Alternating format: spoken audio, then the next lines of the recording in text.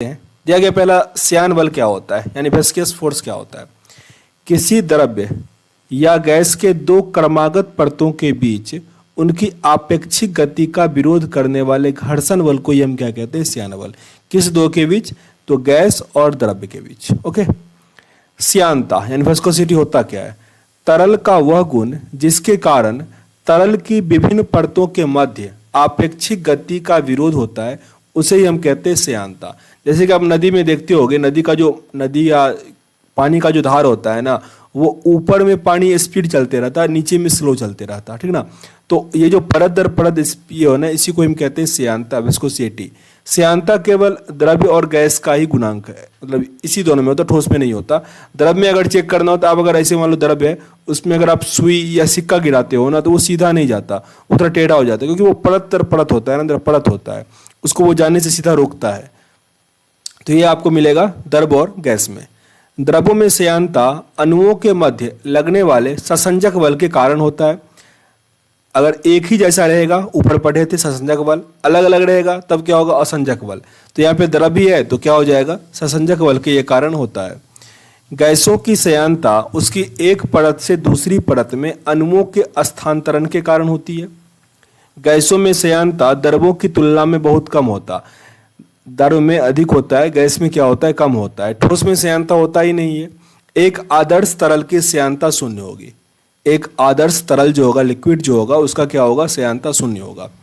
ताप बढ़ने पर द्रव्य की श्यानता घट जाती है और ताप बढ़ने पर ताप बढ़ने पर द्रव्य की श्यानता घट जाती है और ताप घटने पर क्या होगा, श्यानता बढ़ जाएगी। जैसा हम लोग ऊपर पढ़े थे, सरफेस टेंशन जो था, पृष्ठ तनाव जो था, वो भी क्या था कि जब गर्म करते हैं तो जो उसका पृष्ठ तनाव है वो क्या होता है, घट जाता था, और ठंडा करने पर पृष्ठ तनाव बढ़ जाता था। वैसे श्यानता भी क्या होता है, गर्म करने पर घट जाता है और ठंडा करने पर बढ़ जाता है। लेकिन गैस को अगर हम गर्म करेंगे तो उसका श्यानता जो होता है वो बढ़ जाता है। किसी तरल की श्यानता को श्यानता गुणांक द्वारा मापा जाता है। किसी तरल की श्यानता को हम श्यानता गुणांक या कोफिशिएंट ऑफ विस्कोसिटी के द्वारा मापते हैं।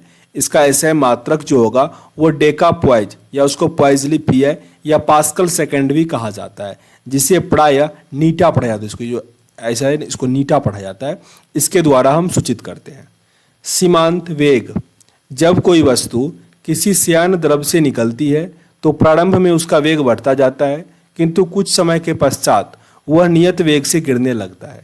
इस नियत वेग को ही वस्तु का सीमांत वेग कहते हैं। फिर से रिपीट कर लो, जब कोई वस्तु किसी श्यान द्रव्य से गिरती है तो प्रारंभ में उसका वेग बढ़ता है और फिर एक कांस्टेंट स्पीड आ जाता है। उसी नियत स्पीड को हम क्या कहते हैं, सीमांत वेग कहते हैं। इस अवस्था में वस्तु का भार श्यान बल और उत्प्लावन बल के योग के बराबर होता है, अर्थात वस्तु पर कार्य करने वाले सभी बलों का योग जो होगा वो शून्य होगा। सीमांत वेग वस्तु की त्रिज्या के वेग के अनुक्रमानुपाती होता है। सीमांत वेग वस्तु की त्रिज्या के वेग के अनुक्रमानुपाती होता है, अर्थात बड़ी वस्तु अधिक वेग से और छोटी वस्तु कम वेग से गिरती है। ये बहुत इंपॉर्टेंट है।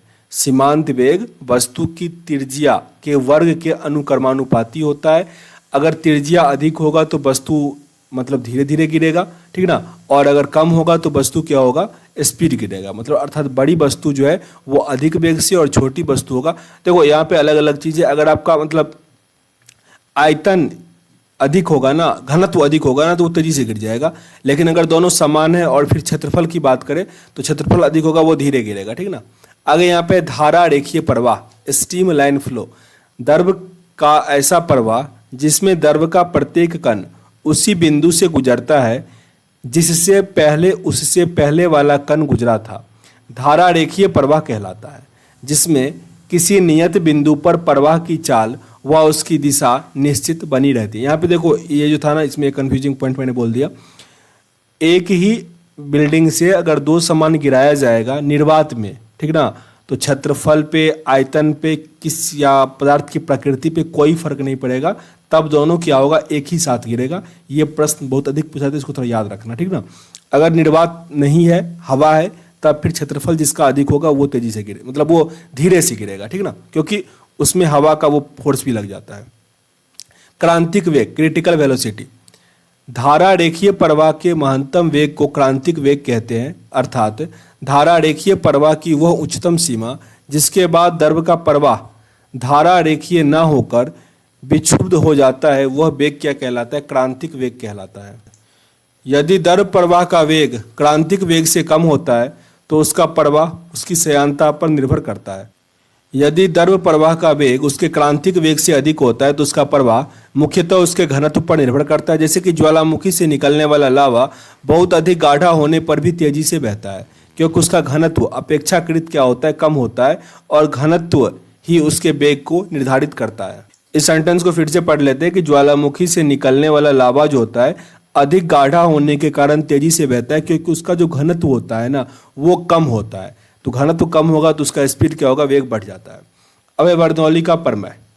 जब कोई आदर्श द्रव किसी नली में धारा रेखीय प्रवाह में बहता है तो उसके मार्ग में प्रत्येक बिंदु पर उसके एकांक आयतन की कुल ऊर्जा में आ गया दबाव ऊर्जा और गतिज ऊर्जा और स्थितिज ऊर्जा का योग नियत होता है, मतलब फिक्स होता है।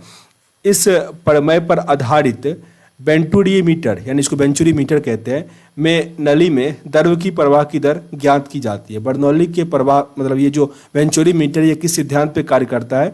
बर्नौली के प्रमेय पर। आगे हमारा जो है प्रत्यास्थता, इसको हम अगले वीडियो में कवर करेंगे। सेशन अच्छा लग रहा हो तो लाइक